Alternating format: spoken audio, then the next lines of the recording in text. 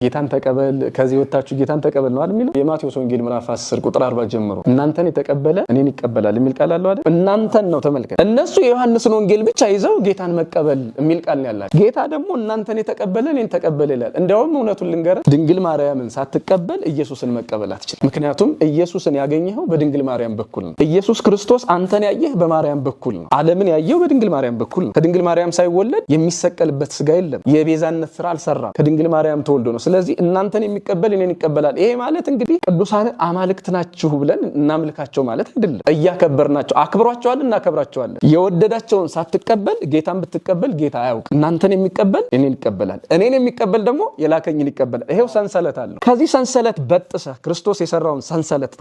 ቆራርጠ እኔ ጌታችሁን እንጂ እናንተን አልቀበልም ብትል ወዳጆቹን ሳትቀበል ሳታከብር ክርስቶስን ማክበር አትችልም ስለዚህ እናቱ ቅድስት ድንግል ማርያምን ይቅርና ማለት ነቢያቱን ሐዋርያቱን ጻድቃን ሰማዕታቱን እናንተን የሚቀበል ብሎ ለጊዜው ሐዋርያትን እናንተን የሚቀበል ይቀበላል እንግዲህ ለሐዋርያ እናንተን የሚቀበል ተቀበለ ካላቸው መቀበል ማለት እኮ ማክበር ማለት ነው እነሱን መስማት ማድመጥ ማለት ነው ሌላ ነገር አይደለም ድንግል ማርያምን ያንቋሸሸ ለክርስቶስ መሶቡ የሆነች እናቱ የሆነች ድንግል ማርያምን ጠልቶ ወይም ደግሞ እሷን አልፈልግም ብሎ የክርስቶስ አገልጋይ ነኝ የክርስቶስ ወዳጅ ነኝ ይሄ በራስ ላይ መቀለድ ነው ስለዚህ እውነቱ ድንግል ማርያምን የአምላክ እናት አድርገህ አማላጅ አድርገህ እሱ ያከብራት መሆኑን አምነህ ክርስቶስን እቀበላለሁ ካላል ክርስቶስ ራሱ አይቀበልህም ይሄው መጽሐፍ ቅዱሳችን እናንተን ያልተቀበለ እኔን አይቀበልም ብሏል እንግዲህ እኔ ቅዱስ ጳውሎስን ካልተቀበሉ ክርስቶስን አለመቀበል ከሆነ እናቱ ድንግል ማርያምን አለመቀበል ደግሞ ምን ያህል ክፉ እንደሆነ መጽሐፍ ቅዱስ ነው የሚናገረው